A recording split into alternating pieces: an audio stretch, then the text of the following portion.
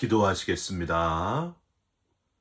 하나님 감사합니다. 또 새로운 하루를 허락해 주신 것을 감사드립니다. 하루 1시간 1분 1초가 하나님이 주신 선물이고 기회라는 사실을 잊지 않게 하시고 세월을 아끼며 건강하게 살아가는 성숙한 그리스도인들 되게 하여 주시옵소서. 오늘도 질병과 싸우고 있는 주의 자녀들 새로운 용기를 허락해 주시고 삶의 여러 가지 문제와 아픔을 품고 기도하는 자들을 주여 위로하여 주시옵소서. 우리의 기도마다 응답하시고 역사해 주시길 원하며 예수 그리스도의 이름으로 기도 올리옵나이다. 아멘. 오늘 말씀은 데살로니가전서 2장 1절부터 12절까지의 말씀입니다. 형제들아, 우리가 너희 가운데 들어간 것이 헛되지 않은 줄을 너희가 친히 아나니, 너희가 아는 바와 같이 우리가 먼저 빌립보에서 고난과 능욕을 당하였으나 우리 하나님을 힘입어 많은 싸움 중에 하나님의 복음을 너희에게 전하였노라. 우리의 권면은 간사함이나 부정에서 난 것이 아니요 속임수로 하는 것도 아니라 오직 하나님께 옳게 여기심을 입어 복음을 위탁받았으니 우리가 이와 같이 말함은 사람을 기쁘게 하려 함이 아니요 오직 우리 마음을 감찰하시는 하나님을 기쁘시게 하려 함이라. 너희도 알거니와 우리가 아무 때에도 아첨하는 말이나 탐심의 탈을 쓰지 아니한 것을 하나님이 증언하시느니라. 또한 우리는 너희에게서든지 다른 이에게서든지 사람에게서는 영광을 구하지 아니하였노라.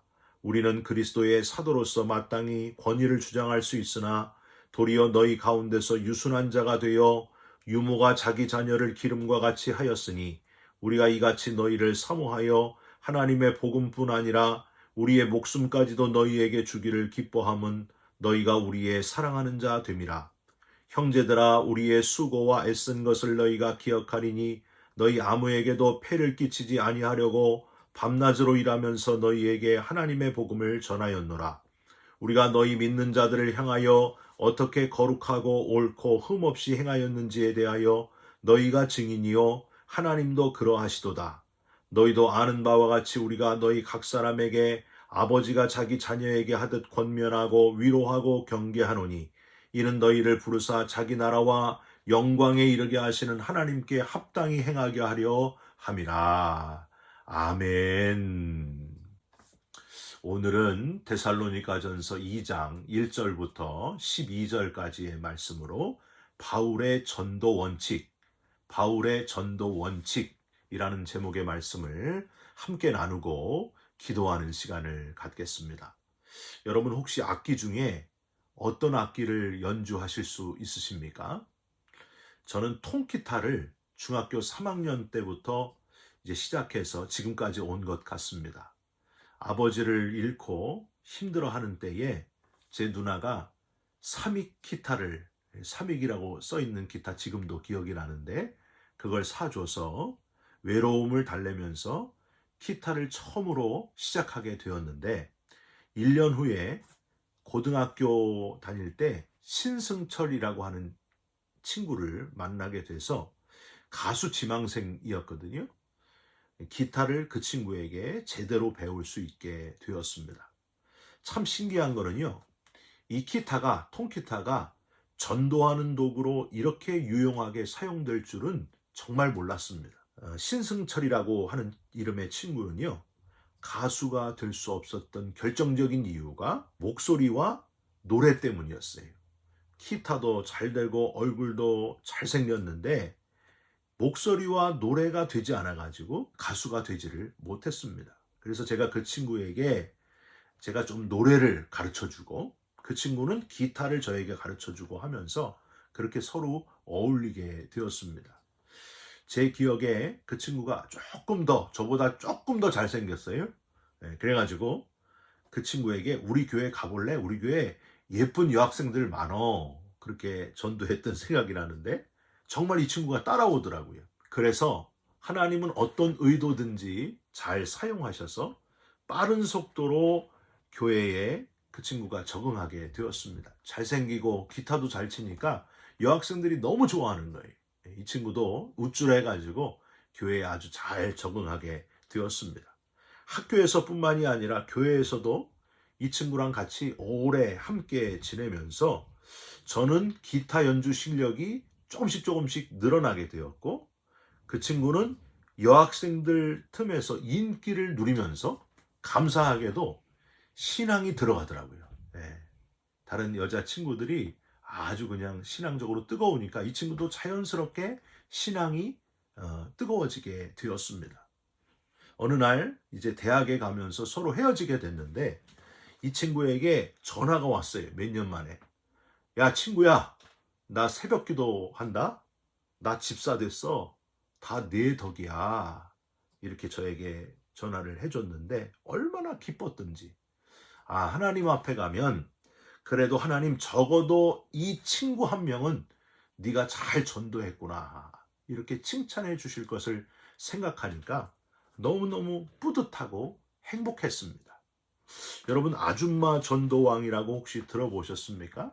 네, 김이나 목사님, 이분은요 도시가스 전도로 유명한 분이십니다. 아줌마 전도왕이신데 왜 도시가스 전도인가?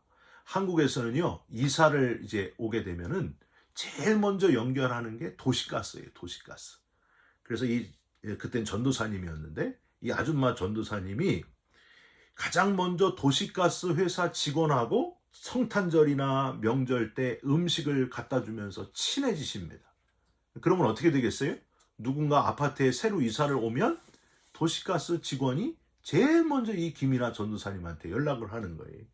그래서 가장 먼저 전도팀하고 달려가가지고 이 새로 이사하는 분들에게 필요한 모든 것을 공급해주고 도와주면서 전도하면은요, 도움받은 새로 이사 온 분들은 10중 8구 반드시 교회에 등록하게 된다 하는 거였습니다.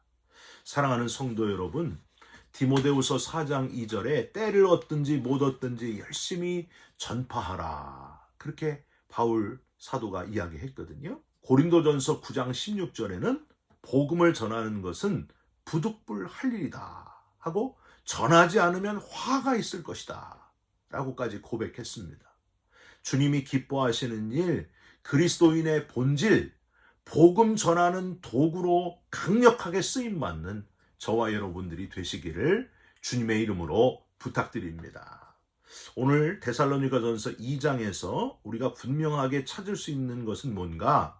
바로 이 바울이 열심히 복음을 전하면서 생긴 바울의 노하우, 바울의 전도 원칙을 우리는 발견할 수 있습니다.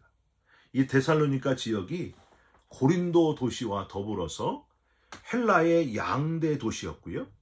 바울은 이걸 잘 알고 그리스 북부의 최고 정치, 경제, 문화, 교통의 요지인 이 데살로니가를 아주 마음에 두었다고 하는 거예요. 인구가 약 20여만 명에 이르는 최대의 복음의 황금 어장, 이걸 딱 인지하고서 바울은 오직 주님을 기쁘시게 하는 일, 꿈에도 전도, 자나깨나 전도, 이 마음으로 앞에 데살로니가전서 1장에서 데살로니가 교인들을 열심히 칭찬하고요. 이제 바울의 사도권과 복음의 진정성에 약간 의문을 제기하는 이들이 있다는 것을 전해 듣고 좀 더 분명하고 명확하게 복음 전함의 본질을 분명히 하고자 자신의 원칙을 세워서 지금 표현하고 있습니다. 함께 그 원칙들을 잠깐 살펴보시면서 교훈을 얻고 저와 여러분 속에 전도의 열정이 되살아나시기를 주님의 이름으로 부탁드립니다. 첫 번째로 바울은 사람을 기쁘게가 아니라 하나님을 기쁘시게 하면서 전한다. 이렇게 표현했습니다. 4절 중간을 한번 보세요. 우리가 이와 같이 말함은 사람을 기쁘게 하려 함이 아니요 오직 우리 마음을 감찰하시는 하나님을 기쁘시게 하려 함이라. 사람이 기준, 사람들의 보기에가 아니라 하나님이 기준, 하나님 보시기에 기뻐하실 일, 복음 전함이 바로 자기의 목표라는 거예요. 6절에도 사람에게서는 영광을 구하지 아니하였노라. 여러분, 아론과 모세를 한번 떠올려서 비교를 해보시기 바랍니다. 아론은 모세가 시내산에 올라가서 내려오질 않으니까 40일이 되도록 내려오지 않으니까 사람들이 웅성웅성해요. 사람들이 뒤에서 막 말을 해요. 거기에 마음이 흔들려요. 그래가지고 사람들에게 금고리, 금장식 다 가져와라. 그래가지고 구워가지고 만든 게 뭐예요? 금송아지 형상을 만들어 놓게 됩니다. 이게 바로 너희들을 출애굽시키신 하나님이시다. 이러면서 금송아지를 섬기게 합니다. 모세의 시선은 어디에 맞춰져 있었을까요? 사람이 아니었어요. 하나님께 맞춰져 있었습니다. 그래서 하나님으로부터 직접 받은 십계명 돌판을 가지고 내려옵니다. 금송아지를 보고 많은 백성들이 춤추면서 섬기니까 그 하나님께로 받은 돌판을 깨트려 버립니다. 하나님, 내 이름을 생명책에서 지워주시고 이 어리석은 백성들의 죄를 사하여 주시옵소서. 그러니까 모세의 시선은 항상 하나님께 맞춰져 있었고요. 아론의 시선은 사람들에게 맞춰져 있었어요. 사람들이 이걸 안 하면은 나를 그냥 두지 않겠지. 그 두려움 때문에 우상 숭배를 사람들을 선동해가지고 오히려 우상 숭배하도록 만들었다는 거예요. 여러분, 다니엘의 세 친구 느부갓네살의 금신상에게 절하지 않고 다니엘은 왕의 어인이 찍힌 것을 알고도 예루살렘을 향하여 기도하는 일을 멈추지 않습니다. 왜 그랬을까요? 눈에 보이는 사람들에게가 아니라 사람들의 시선이나 뜨거운 풀무불의 공포나 굶주린 사자들의 공포보다도 하나님이 기뻐하실 것이 더 중요했기 때문입니다. 사람이 아니라, 환경이 아니라 하나님께 시선이 맞춰져 있었다는 거예요. 여러분, 저와 여러분도 우리의 모든 시선을 하나님께 맞추시면서 신앙생활 하시기를 주님의 이름으로 부탁드립니다. 갈라디아서 1장 10절, 이제 내가 사람들에게 좋게 하랴 하나님께 좋게 하랴, 사람들에게 기쁨을 구하랴. 내가 지금까지 사람들의 기쁨을 구하였다면 그리스도의 종이 아니니라. 여러분, 코로나 바이러스가 한창일 때요, 한국에서는 예배를 못 드리게 하는 건 기독교 탄압이다, 교회를 공격하는 거다, 아니다 하고 시끄러웠었잖아요. 지금 와서 여러분 한번 돌이켜 보시길 바랍니다. 저는 오히려 교회가 교회의 본질을 찾는 시간이 되었다고 그렇게 생각합니다. 사람이 아니라 하나님을 기쁘시게 하는 참 예배를 찾게 만드는 그런 계기가 되었다. 코로나가 오히려 그렇게 만들었다. 그렇게 생각합니다. 교회는 건물이 아니라 사람들이 손으로 만든 어떤 웅장한 성전이 교회가 아니라 용서받은 죄인들이 모인 하나님께 그 감사와 감격을 표현하는 모임이 곧 교회라는 것을 우리에게 깨닫게 해주지 않았습니까? 서로 밥을 같이 못 먹는 불편함이 있지만은 한편으로 교회는 그냥 우리들의 친교 모임이 첫 번째 목적이 아니라는 것을 우리에게 교훈해 주지 않았습니까? 마치 바벨탑에서 인간들이 자신들이 위대하다고 착각하고 성을 쌓는 것을 하나님이 언어를 다르게 흩으셔가지고 언어를 다르게 만드셔서 흩어버리신 사건, 그것처럼 모든 이들을 코로나 때문에 집으로 다 흩어버리신 하나님. 그래서 우리는 연약함을 느끼게 하시고 하나님이 만물의 주인임을 깨닫게 하시는 시간이 바로 그때가 아니었습니까? 사람을 기쁘시게 하는 것이 아니라 하나님을 기쁘시게 하는, 하나님이 주인 되시는 교회, 하나님을 기쁘시게 하는 참 인간됨. 여러분, 오늘도 하나님을 기쁘시게 하면서 참 인간으로, 참 그리스도인으로 살아가는 하루 되시기를 주님의 이름으로 축원드립니다. 두 번째로, 다 내어주는 것이 전도다. 이게 바로 바울의 두 번째 전도 원칙이었습니다. 7절에 아주 특별한 표현이 있어요. 7절 맨 뒷부분, 너희 가운데서 유순한 자가 되어 유모가 자기 자녀를 기름과 같이. 여기서 유모가 자녀를 기름과 같이, 헬라어로는 트로포스 탈페타 헤아 우토스 테크나 이렇게 발음을 하는데요. 이 트로포스는 친엄마가 아닌데 엄마 역할을 하는 유모가 탈페, 잘 보살핀다, 잘 돌본다. 어느 정도로 보살피느냐? 타 헤아 우투스 테크나, 마치 그녀의 친자식처럼, 그러니까 바울이 복음을 전할 때에 아기를 친자식과 같이 그런 마음으로 기르는 유모의 마음으로, 그런 마음으로 전도해야 된다. 그런 마음으로 복음을 전해야 된다. 지금 그렇게 표현하고 있는 거예요. 사랑하는 성도 여러분, 저와 여러분도 복음 전할 때에 바울의 이 마음, 저 부모 없는 아이를 친엄마가 되어서 돌보는 마음, 안타까워하는 마음. 마지막으로 바울은 열정적으로 일하는 전도자였음을 기억하시길 바랍니다. 9절 한번 보세요. 형제들아, 우리의 수고와 애쓴 것을 너희가 기억하리니 너희 아무에게도 폐를 끼치지 아니하려고 밤낮으로 일하면서 너희에게 하나님의 복음을 전하였노라. 내일 본문 데살로니가전서 2장 13절에 보면 이런 문장도 또 있어요. 이러므로 우리가 하나님께 끊임없이 감사함은, 17절 후반부에는 이렇게 되어 있습니다. 너희 얼굴 보기를 열정으로 더욱 힘쓰노라. 바울이 얼마나 열정적이었는지, 열정적인 사람이었는지를 표현하는 구절들입니다. 자신의 생업, 천막 만드는 일을 밤낮으로 열심히 하는 걸 게을리 안 했다는 거예요. 열심히 천막 만들면서 자기 생계를 유지하면서 그래도 열정을 잃지 않고 계속 복음을 전하는 전도자로, 이렇게 두 가지를 다 열정적으로 감당을 했다는 거예요. 감사도 그냥 감사가 아니라 끊임없이 감사도 감사했다. 보고 싶은 마음으로 그냥 보면 괜찮고 이게 아니고 열정으로 보고 싶어 했다. 여러분, 나이가 중요한 게 아닙니다. 건강도 문제가 되지 않습니다. 내 속에 끓어오르는 열정이 있느냐, 끊임없이 감사하는 마음이 있느냐, 내 직업은 직업대로 열심히 하고 복음 전하고자 하는 그 열정이 있느냐, 이게 중요하다는 거예요. 여러분, 웨슬리 목사님은요, 이런 말씀을 했습니다. 나의 교구는 전 세계다. 세계는 나의 일터입니다. 이 세상에 예수 그리스도를 모르는 단 한 사람만 남아있더라도 나는 그 사람을 위하여 땅끝까지 달려갈 것입니다. 여러분, 이게 웨슬리 목사님이었습니다. 저와 여러분 속에 이렇게 타오르는 열정이, 구령의 열정이 회복되시기를 주님의 이름으로 부탁드립니다.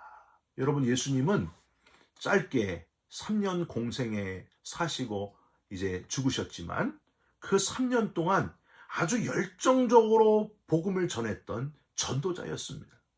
열심히 전하셨습니다. 바울도 자기의 생명이 다하는 그날까지 열정을 잃지 않았습니다. 저와 여러분도 열정을 잃지 않는 하나님의 사람, 복음 전하는 그리스도인들로 살아가시기를 주님의 이름으로 축원드립니다. 기도하겠습니다.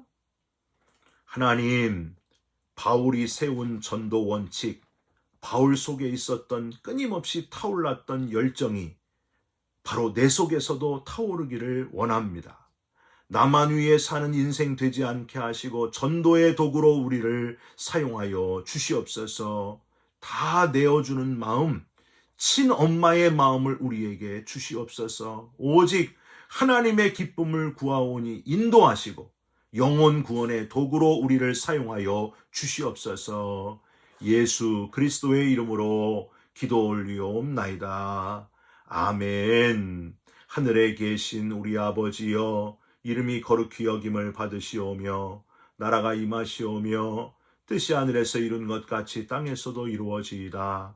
오늘 우리에게 일용할 양식을 주옵시고 우리가 우리에게 죄진 자를 사하여 준 것 같이 우리 죄를 사하여 주옵시고 우리를 시험에 들게 하지 마옵시고 다만 악에서 구하옵소서. 나라와 권세와 영광이 아버지께 영원히 있사옵나이다. 아멘. 사랑하는 성도 여러분, 오늘도 식어지지 않는 복음 전하는, 전도하는 열정의 사람이 되시기를 주님의 이름으로 부탁드립니다. 한 사람에게라도 주님을 전할 수 있는 저와 여러분의 입술이 되시기를 간절히 축원드립니다. 여러분 사랑합니다. 축복합니다. 감사합니다.